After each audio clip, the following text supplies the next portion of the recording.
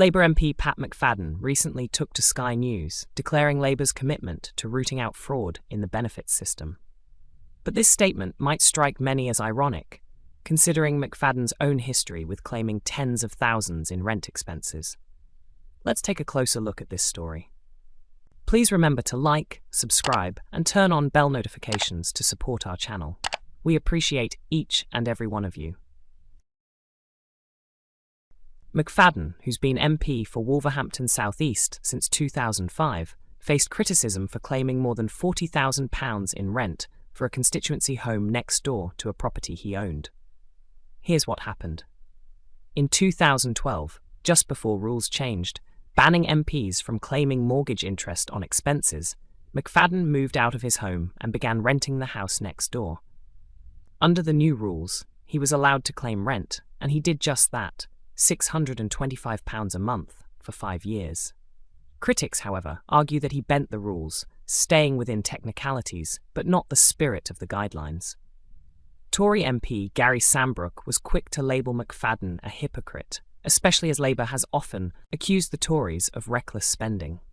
Sir Alistair Graham, a former chairman of the Committee on Standards in Public Life, echoed this criticism, saying MPs have a duty to minimise their claims on public funds.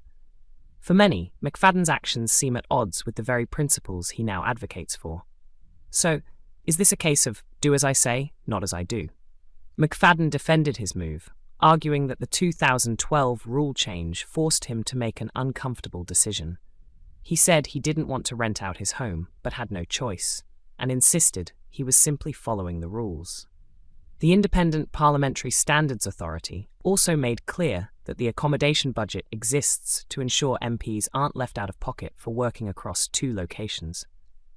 McFadden even sold his Wolverhampton home at a loss in 2017. Still, many are unconvinced. So while Pat McFadden may have stayed within the rules, the question remains, is it hypocritical for him to now talk about rooting out fraud in the benefits system while benefiting from the MP expenses setup himself?